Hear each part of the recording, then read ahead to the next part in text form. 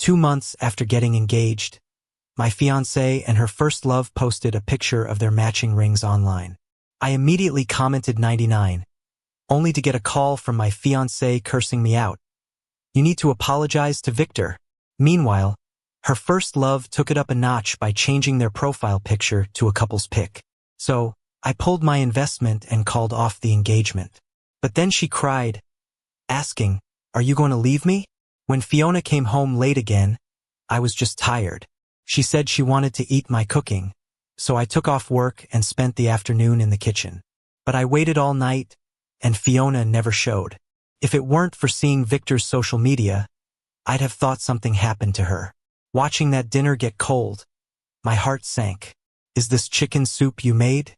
Fiona glances at the now cold and greasy soup, looking queasy. I nodded. "Jackson, are you nuts? I'm trying to lose weight and you make something this greasy?" Normally, I might argue, but I was just exhausted. But I'd seen Victor feeding her cake in his posts. Fiona realized something was up and didn't argue like usual. "Here's some seafood porridge Victor got you.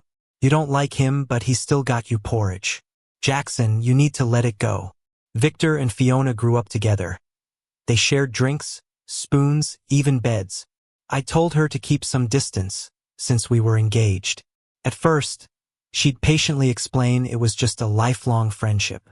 But eventually, she got irritated. She'd say, "If Victor hadn't gone abroad, I wouldn't even be marrying you." Fiona's friends would tell me they've always been like this, and her parents knew too, giving her a stern talking to.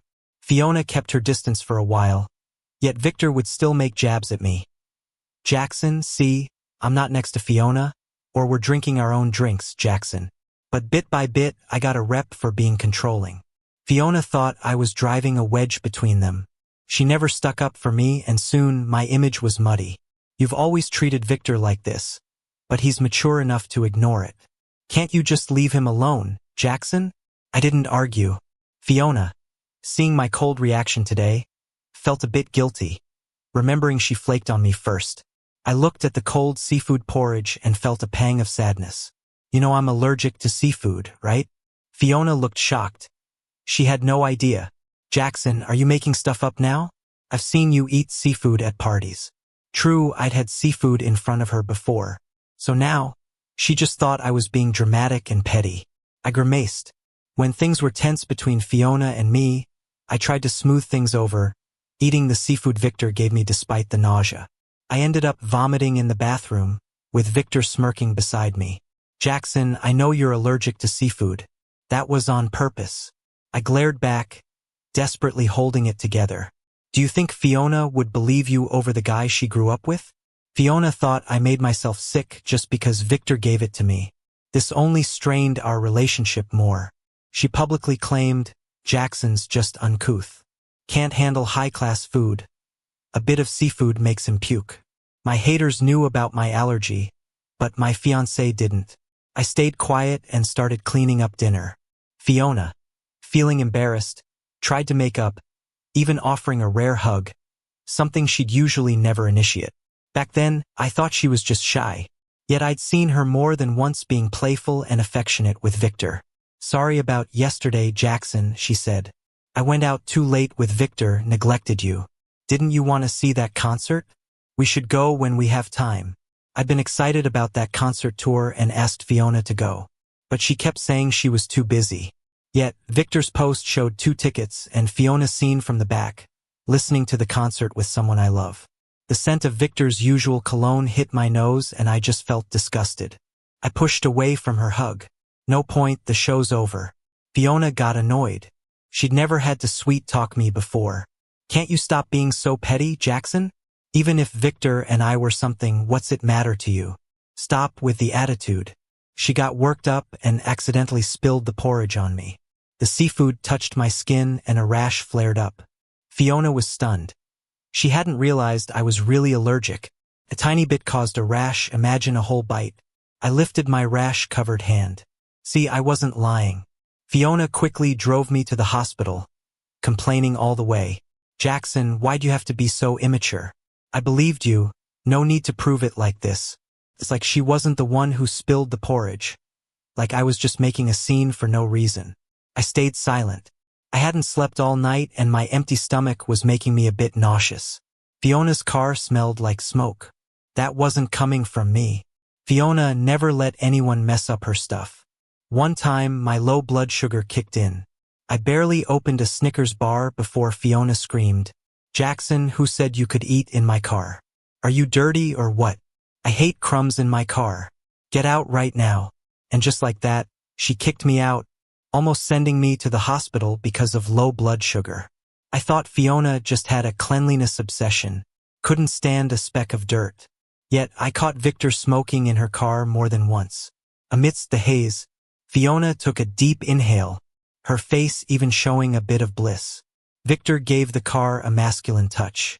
As soon as Fiona started the car, her phone rang. Without glancing at the screen, I knew who it was. I lay helplessly in the passenger seat. "How's Jackson doing? It's my fault. Got too carried away drinking last night. Didn't invite you. Did he have the seafood porridge yet? It's real nourishing." Victor's tone was casual. Seemed he forgot I'm allergic to seafood. Fiona glanced at me, but there was no guilt in her eyes, just complete bewilderment, like I should have made it clear. It's my fault they bought seafood porridge. I didn't have the strength to argue for myself. I just lay there, feeling depleted. Eventually, they chatted about who knows what, and Fiona parked the car right in front of Victor's place. "Wait here, I'll be back soon." I waited in the car for ages, scratching the rash on my hand almost raw, still no sign of her. I saw Victor's house lights on the whole time. Maybe Fiona forgot all about me by then. Finally, I called my assistant. By the time she arrived, I was on the brink of passing out. While I was out cold, Fiona practically blew up my phone with calls. When I woke up, I called her back. I was tired, fell asleep. Usually, when Fiona called, I'd pick up right away. But this time, it took me ages to get to my phone. Of course, Fiona wasn't happy being ignored. She let me have it over the phone. "Jackson, are you dead? Did you not see how many times I called?" Her words felt like they ripped my heart apart. She had left me in that car, forgotten I could pass out from an allergy attack at any time, and then she had the nerve to question me like that. I took a deep breath, thinking of all the times Fiona ignored or mocked me. "Fiona, let's break up." Fiona could hardly believe what she was hearing. After all, I'd been crazy about her. How could I bring up a breakup? "Jackson, are you out of your mind? Do you hear what you're saying?" I didn't try to calm her down as usual. With a steady voice, I said, "Let's break up. I'll tell your dad myself." Fiona hung up the phone. I started feeling a sense of relief I'd never felt before. Fiona always consumed so much of my energy.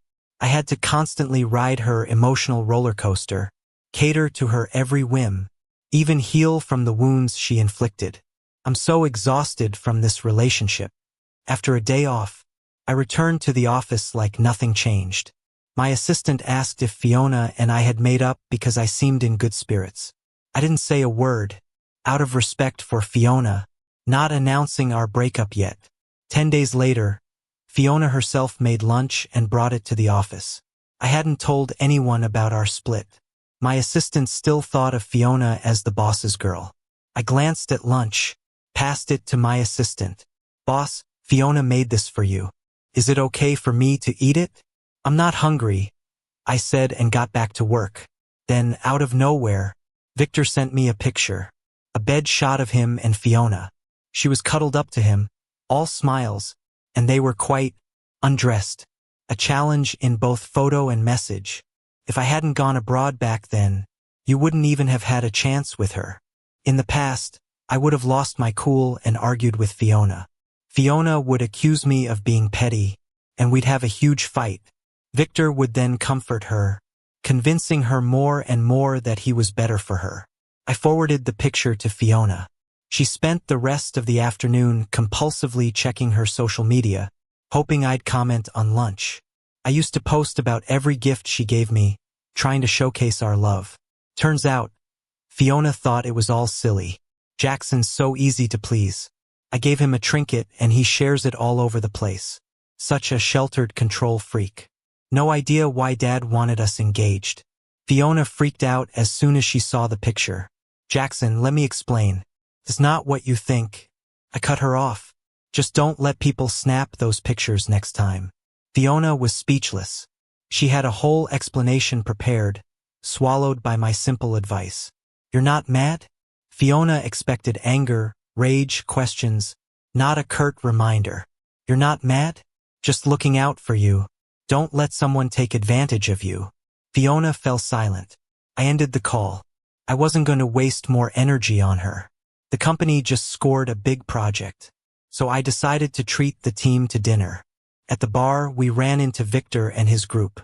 Victor sneered at me. Did that photo I sent not get to you? Still hung up on Fiona. Huh? Fiona by his side seemed a bit surprised to see me, but she still kept up her cool demeanor. Jackson, are you nuts? Did you have someone follow me? How'd you know I'm here? Company dinner. Secretary made the reservation. I tossed out the line lightly. No arguments, no anger, no question, just simply answering the question. But I noticed a string of shiny prayer beads on Victor's wrist. As he raised his wine glass. Fiona's been weak since she was a kid. After the car accident with me, I always felt like my bad luck rubbed off on her. So I went through a whole ritual to get her those beads. When Fiona first saw them, she was a bit mad. Why's everyone else getting gold and diamonds? But I just get some beads? What era are we in, anyway? Who even wears these beads? But after putting them on, her health got better. Last month, I noticed the beads were gone. I casually asked, where are they? She brushed it off too. Left them on a business trip, maybe. I followed up. That's a shame. Didn't expect Fiona to snap. Are you nuts? They're gone when I say they're gone. What's there to be upset about those lousy beads? Why act all dramatic? Fiona noticed me staring at those same beads. She got a bit embarrassed. Jackson, it's not what you think. Victor said they bring safety, so I borrowed them. I didn't listen to her clumsy explanation. It's just beads. I said, I still have some work with my team. Let's talk another day. I turned and left. While chatting with my secretary, a ruckus and laughter erupted. The secretary glanced over. Boss, isn't that Fiona? I looked that way. King's game. The guy's gotta feed the girl a drink. Fiona straddled a nearly naked Victor. She seemed so at ease, like she'd done it countless times. Victor enjoyed it. I walked over. Before that drink reached Victor's mouth, I interrupted. I slapped them both. Fiona, a bit tipsy, got more angry than sober from the slap. Jackson, are you nuts? Why'd you slap me? It's just a game. Why take it so seriously? You're so petty. Others noticed the tension. They quickly tried to smooth things over. Jackson, just a game. Don't be mad, all just a game. I laughed bitterly and tossed my drink at Victor. For Fiona's sake, I'd always held back. Now I had no hope in them. Doused in my drink, Victor stumbled up, ready to hit me, but he was no match for me. He hardly landed a blow, stumbled thanks to his drunkenness. Fiona, we've been together for so long. Where did I wrong you? And this is how you act. I'll let your folks know we're canceling the engagement.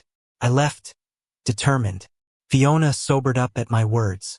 She rushed after me, trying to explain. Jackson, listen, Victor got me drunk on purpose. These people were egging me on. It's not what you think. I swear, no more bar nights with Victor. Ignoring her, I instructed my secretary to draft a statement announcing our breakup. Fiona, seeing my silence, got agitated. Jackson, if you cancel, don't ever think I'll forgive you.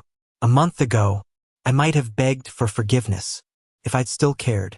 But now I ignored her threat, didn't buy it. But Fiona's nagging gave me a headache. I took a deep breath, calming myself. Fiona mistook this for fear, got cocky. Fiona, I warned you about keeping distance from Victor. What if I laid in bed with another woman, fed her wine mouth to mouth? You'd want distance, too. Why should I ignore you and Victor? She was speechless, probably rethinking her dynamic with Victor. So, Fiona, let's split. The day after I announced our broken engagement, Fiona's dad came to see me. The engagement was meant to save Fiona's company. Fiona's dad set conditions for marrying her, like injecting money into his business. I merged my startup into his, almost ended up being bought out. Jackson, are you really breaking the engagement? Fiona's dad, Leo, didn't sound bothered, like sure I wouldn't follow through. After all, everyone thought Fiona was a catch, pretty, college-educated, and from a wealthy family. Only her temper was a snag. Yes, Leo, we're done. No need to talk more. Don't want your company anymore. Huh? Leo tried to sound casual, but his words irked me. Sure, Leo's comeback made sense. Using this angle to threaten me. I'd sensed his intent to swallow up my business, but stayed quiet for Fiona. You think this will make me back down? Did you really think I didn't notice your attempts to mess with my company? I retorted. Leo didn't seem to expect I'd figure out his tactics. But there he was, putting on a brave face. You're pretty bold. Huh? He said. What good do you think it does you to oppose me now? He insisted I should apologize to Fiona to make up, as if he was threatening me. If Leo could really harm my company, he would have already. No need for a verbal spar here. Leo was clearly annoyed by my words, and finally just hung up the phone. Just you wait. You'll regret today's decision. I chuckled. Getting involved with your family was my biggest regret. Then I thought about Victor, who bullied me countless times in the past. For Fiona's sake, I put up with Victor over and over. But now I feel utterly indifferent to Fiona, and it's time to get back at Victor. I set up Victor's work when he came back to the country. At first, I genuinely treated him as a friend. I even asked the company's boss to take care of him, so he wouldn't feel slighted. But he kept bullying others, acting arrogant. He thought Fiona arranged his job and mistreated me because of it. So I directly called his company's boss. The boss was surprised I called at this moment. Victor kinda offended me lately, I said. Do what you need to do. The boss didn't expect me to call about this, though he'd long been annoyed by Victor. Victor's work performance was mediocre, always sucking up to this person or that one. He'd also make moves on female colleagues. If it weren't for my sake, he would have been out a long time ago. Now that I personally brought it up, the boss was thrilled to get rid of a nobody. After a little chit-chat, I hung up. I thought the whole thing with Fiona was over. Didn't expect she'd stoop so low. To make me reconcile, she didn't mind trampling on my dignity. A few days later, someone uploaded the video from the bar confrontation with Fiona's group online. This woman is too boundaryless. She's got a boyfriend but feeds guys drinks mouth to mouth. First time seeing a literal side piece in action. How is this man so shameless, always exaggerating stuff?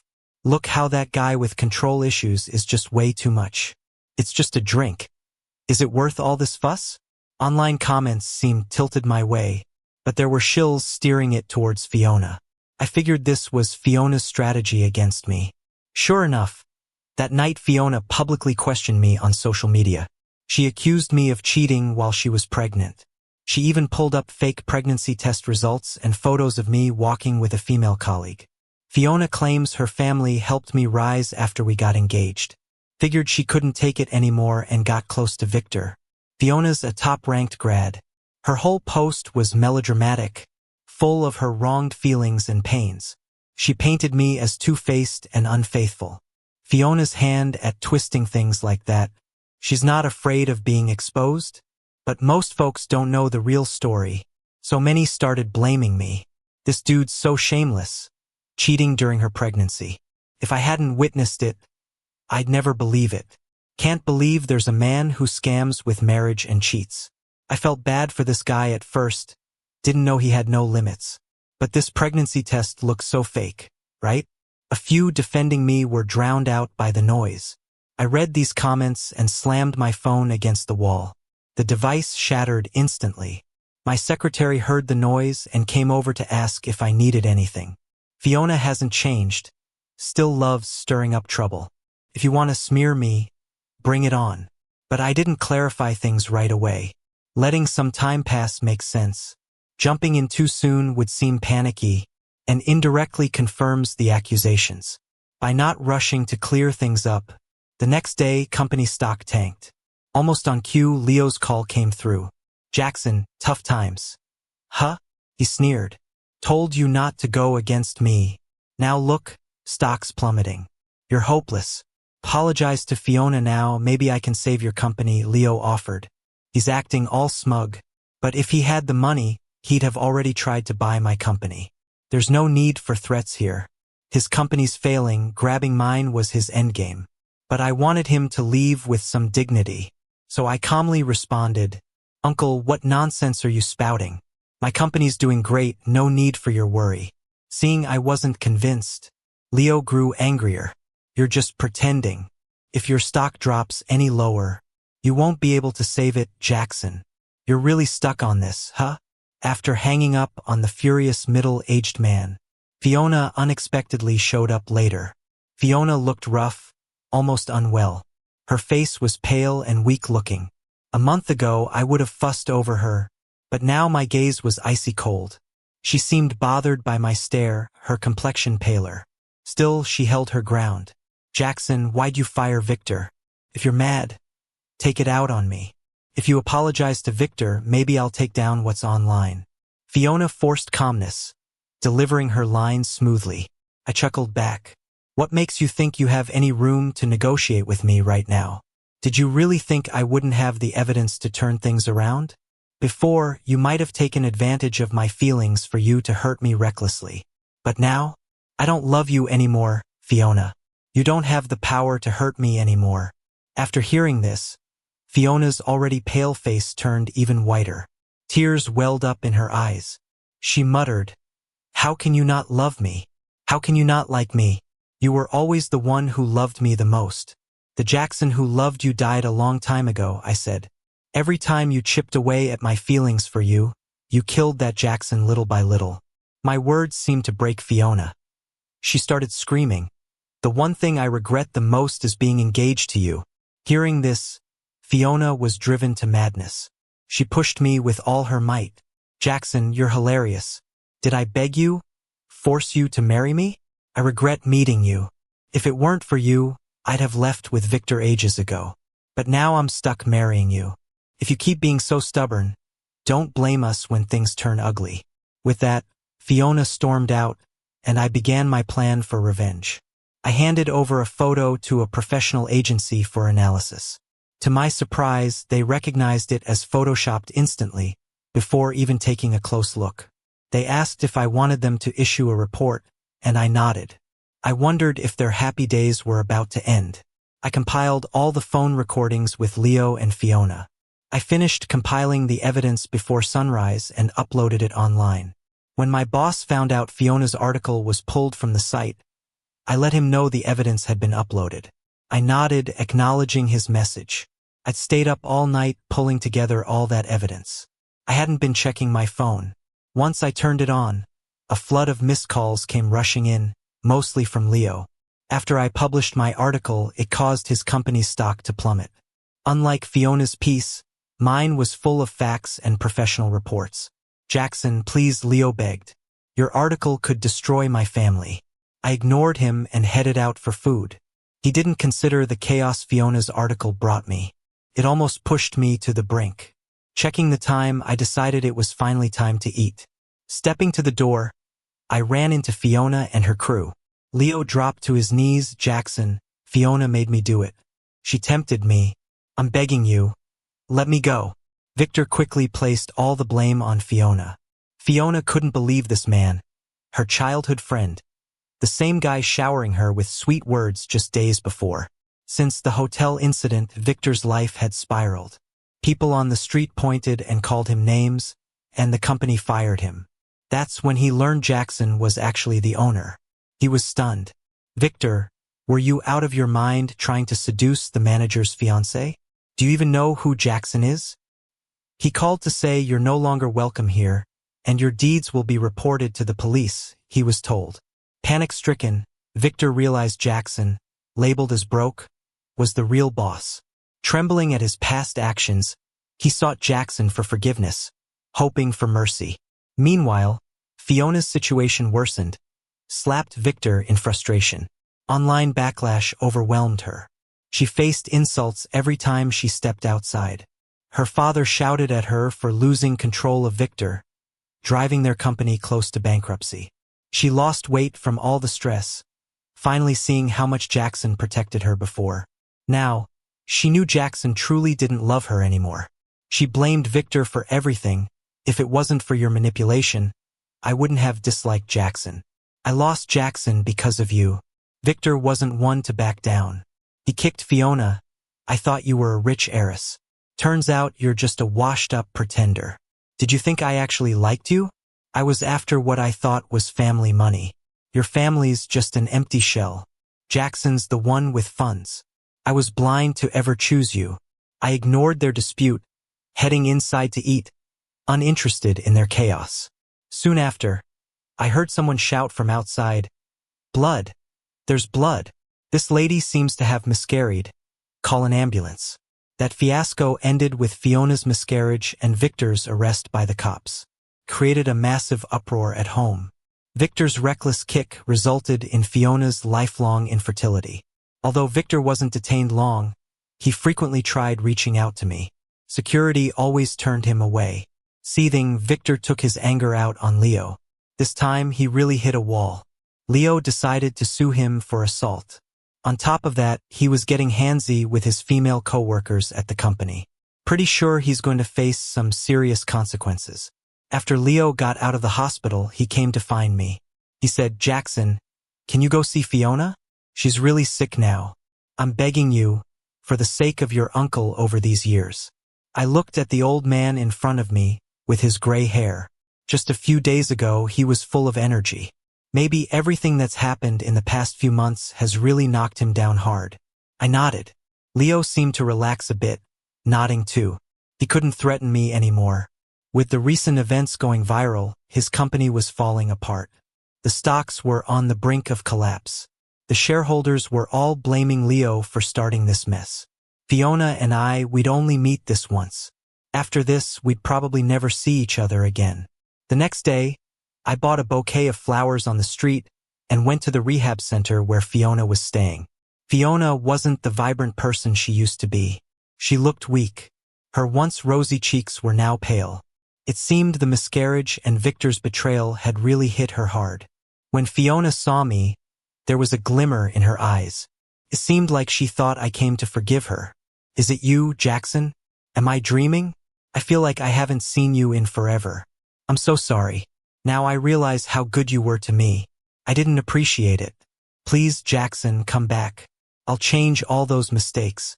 Please forgive me." Fiona cried her heart out, almost making me feel pity for her. But then I remembered everything she did to me.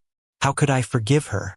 "Take care of yourself," I said and turned to leave the room, leaving Fiona crying her heart out. "Jackson, I'm sorry. Please forgive me," she pleaded. But I didn't comfort her like I did when we were in love. I didn't give her a simple hug. The Jackson that loved her was long gone, worn out by her time and again, into nothing. Maybe she'd live with regret, never forgiving herself for the hurt she caused me, which ultimately led to losing me. But I didn't want to think about it anymore. I'm heading toward a future that truly belongs to me.